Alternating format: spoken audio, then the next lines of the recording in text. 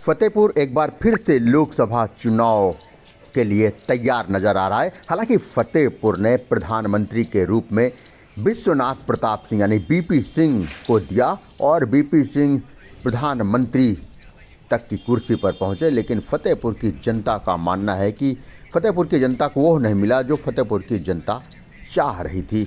हालांकि फतेहपुर से हरिकिशन शास्त्री मंत्री के रूप में रहे हैं, साधु रंजन ज्योति मंत्री के रूप में रही हैं, तो तमाम और भी। आइए पूरी जानकारी आपको देते हैं फतेहपुर के बारे में।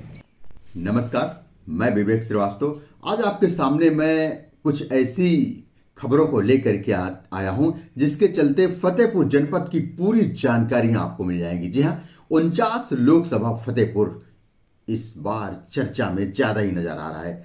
हम आपको बताएंगे कि अब तक हुए लोकसभा चुनाव में कब किसने और किस पार्टी के प्रत्याशी ने बाजी मारी, और इसके बाद फिर विस्तार से तमाम और चर्चाएं करेंगे। और इसके चलते इस पूरी खबर को आप देखेंगे तो पूरा फतेहपुर जनपद आपकी मुट्ठी में होगा। जी हां, जिस प्रकार से मुट्ठी में मोबाइल होता है उसी प्रकार से फतेहपुर का पूरा जनपद एक एक जानकारी आप तक होगी। लेकिन अगर आपने अब तक हमारे आखिरी आंसू चैनल को सब्सक्राइब नहीं किया है तो इस चैनल को सब्सक्राइब करिए, लाइक करिए, शेयर करिए। और अगर आपको ये जो खबर हम आपके सामने प्रस्तुत कर रहे हैं अगर ये पसंद आए तो कमेंट बॉक्स में अपनी बात जरूर लिखिएगा। चलिए मैं आपको बताता हूं, अब तक फतेहपुर जनपद में लोकसभा चुनाव 16 बार हो चुके हैं। जी हां, 16 बार चुनाव हुए हैं। और पहली बार कौन सांसद चुना गया और अभी वर्तमान में कौन सांसद है, पूरी जानकारी आपको हम देंगे, लेकिन एक के बाद एक। तो सबसे पहले हम आपको बताएंगे 1957 में जब फतेहपुर लोकसभा क्षेत्र का गठन हुआ, उसके बाद पहली बार जब चुनाव हुआ तो कांग्रेस के प्रत्याशी अंसार हरवानी ने बाजी मारी थी। जी हां, अंसार हरवानी फतेहपुर जनपद के पहले सांसद हैं और कांग्रेस के टिकट पर वो विजयी हुए हैं।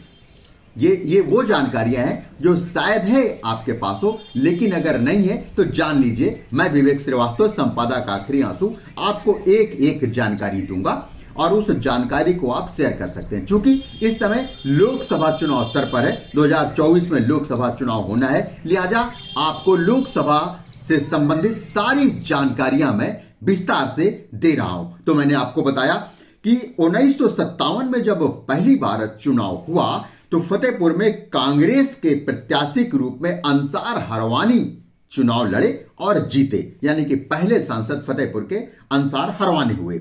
इसके बाद 1962 में लोकसभा चुनाव हुए और 1962 के लोकसभा चुनाव में निर्दलीय प्रत्याशी ने बाजी मारी। जी हां, 1962 में जब चुनाव हुआ तो निर्दलीय प्रत्याशी गौरी शंकर ये जो है चुनाव में जीत दर्ज किया। इसके बाद 1967 और 1971 के चुनाव में कांग्रेस ने एक बार फिर से बाजी मारी। कांग्रेस का यहां पर परचम बहुत जबरदस्त रहा है। तो 1967 और 1971 के चुनाव में कांग्रेस के प्रत्याशी संत बख्श सिंह ने बाजी मारी, यानी कि 67 में भी संत बख्श सिंह विजयी हुए और 1971 में भी संत बख्श सिंह विजयी रहे। इसके बाद 1977 और 1978 में जनता पार्टी के प्रत्याशी बशीर अहमद ने बाजी मारी। याद रखिएगा, 1977 और 78 में जनता पार्टी ने बाजी मारी और बशीर अहमद विजयी रहे हैं। 1978 में लियाकत हुसैन ने बाजी मारी। लगातार 2 बार पूर्व प्रधानमंत्री लाल बहादुर शास्त्री के बेटे हरिकिशन शास्त्री कांग्रेस के टिकट पर विजयी रहे हैं। हरिकिशन शास्त्री हालांकि मंत्री भी रहे हरिकिशन शास्त्री और बड़ा काम भी किया फतेहपुर में। आज भी जब हरिकिशन शास्त्री की चर्चा होती है तो उनका नाम आता है कि उन्होंने फतेहपुर में विकास की गंगा बहाई। तो 1980 और 1984 का वो दशक रहा है जब कांग्रेस के टिकट पर हरिकिशन शास्त्री फतेहपुर के सांसद हुए और फिर उन्हें मंत्री भी बनाया गया। 1989 और 1991 में जब चुनाव हुए तो फतेहपुर इतिहास के पन्नों में दर्ज हो गया। जी हां, 1989 और 1991 के चुनाव में जनता दल के विश्वनाथ प्रताप सिंह ने जीत दर्ज की, बड़ी जीत दर्ज की। और सबसे बड़ी बात यह रही कि वो प्रधानमंत्री की कुर्सी पर बैठे। जी हां, विश्वनाथ प्रताप सिंह फतेहपुर से चुनाव जीते, फतेहपुर से सांसद हुए और प्रधानमंत्री की कुर्सी पर आसीन हुए। ये बड़ी बात है और तभी से फतेहपुर चर्चा में आने लगा कि फतेहपुर ने प्रधानमंत्री तक दिया। हालांकि फतेहपुर की जनता ठगा महसूस करती नजर आई और फतेहपुर की जनता को लगा कि प्रधानमंत्री भी फतेहपुर को मिला, लेकिन फतेहपुर में उतना विकास नहीं हुआ जितना फतेहपुर की जनता चाह रही थी। इसके बाद 1996 में बहुजन समाज पार्टी ने परचम लहराया। 1996 में बहुजन समाज पार्टी के बिशंबर प्रसाद निषाद ने जीत दर्ज किया। लोकसभा में बसपा ने परचम लहराया। 1998 और 1999 में भारतीय जनता पार्टी के प्रत्याशी डॉक्टर अशोक कुमार पटेल ने बाजी मारी। जी हां, भारतीय जनता पार्टी ने बाजी मारी। इसके बाद 2004 में एक बार फिर से बहुजन समाज पार्टी के प्रत्याशी महेंद्र निषाद ने बाजी मारी। तो 2009 में पहली बार समाजवादी पार्टी का खाता खुला और समाजवादी पार्टी के प्रत्याशी राकेश सचान ने जीत दर्ज किया।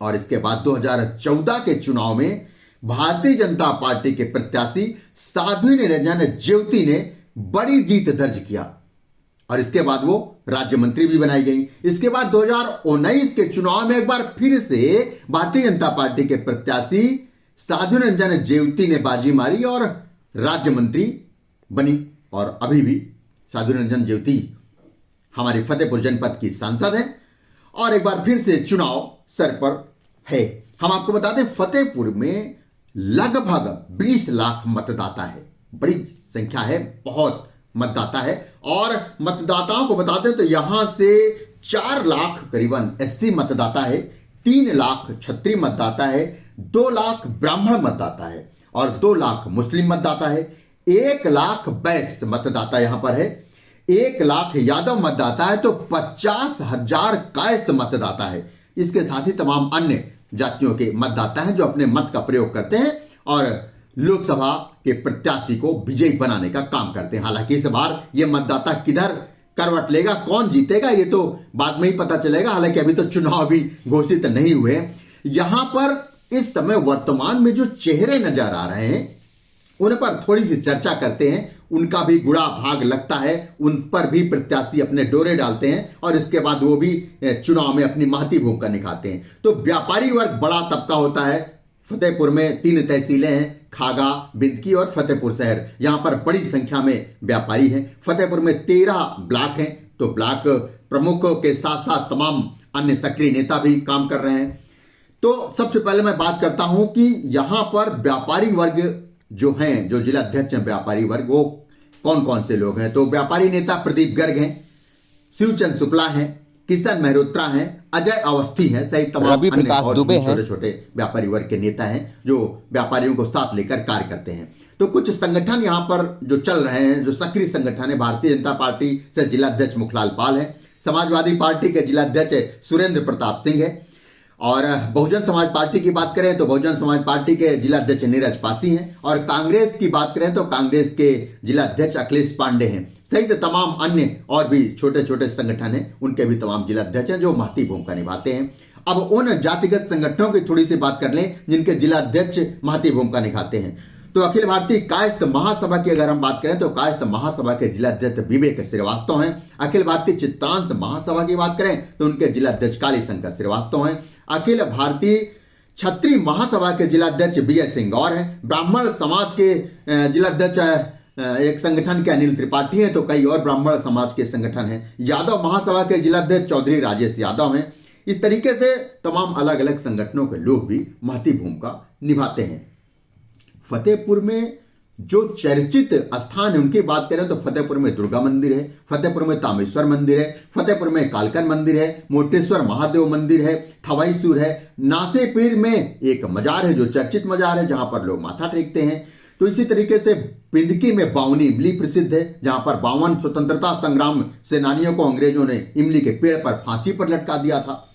तो वहीं शिवराजपुर में राधा कृष्ण का मंदिर है। तो फतेहपुर बहुत ही चर्चित है और अब एक बार फिर से यहां की जनता लोकसभा चुनाव में अपने मत को देने के लिए तैयार खड़ी है। अब चुनाव की घोषणा होगी, चुनाव की डेट तय होगी, इसके बाद देखा जाएगा कौन यहां पर विजय होता है, कौन पार्टी के सिर ताज सजता है। फतेहपुर में 6 विधानसभा है। फतेहपुर सदर विधानसभा से समाजवादी पार्टी के विधायक चंद्र प्रकाश लोधी जी हैं, तो खागा विधानसभा से भाजपा की विधायक कृष्णा पासवान हैं, हुसैनगंज विधानसभा से समाजवादी पार्टी के विधायक उषा मौर्य हैं, बिंदकी विधानसभा से अपना दल के विधायक जय कुमार सिंह जैकी हैं, तो अयासा विधानसभा से भाजपा के विधायक विकास गुप्ता हैं।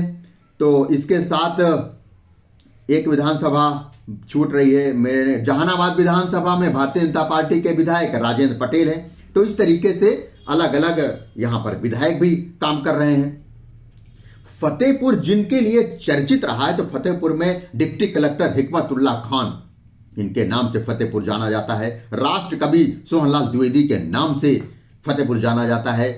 कवि धनंजय अवस्थी के नाम से फतेहपुर जाना जाता है। दरियाव सिंह स्वतंत्रता संग्राम सेनानी रहे हैं। पत्रकार गणेश शंकर विद्यार्थी पत्रकार पुरोधा रहे हैं, स्वतंत्रता संग्राम सेनानी रहे हैं। ठाकुर जोधा सिंह अटैया स्वतंत्रता संग्राम सेनानी रहे हैं, इनके नाम से फतेहपुर जाना जाता है। फतेहपुर में इस समय मेडिकल कॉलेज है, जो इन्हीं ठाकुर दरियाव सिंह के नाम से मेडिकल कॉलेज बना हुआ है। केंद्रीय विद्यालय फतेहपुर में है। फतेहपुर में बिंदास फतेहपुर के नाम से रेलवे स्टेशन है। इस तरीके से फतेहपुर कई मायनों में गंगा यमुना के बीच में फतेहपुर बसा हुआ, दो यहां पर नदियां बहती हुई कल कल, इसके बीच में फतेहपुर की जनता खुशहाल, हिंदू मुस्लिम एकता का प्रतीक है। हिंदू मुस्लिम सिख ईसाई सब आपस में भाई भाई, इस तरीके से फतेहपुर के जनता में लोग, यहाँ के लोग रहते हैं, एक दूसरे का साथ देते हैं, काम करते हैं। तो फतेहपुर की मैं लगभग पूरी जानकारियां आपको दे दिया हूं। अगर आपके पास अब तक फतेहपुर की ये पूरी जानकारी नहीं रही, तो आप हमारे इस कार्यक्रम को देखें, इस जो एपिसोड आपके सामने आया इसको देखें, और फतेहपुर मुट्ठी में जिस प्रकार से मैंने इसका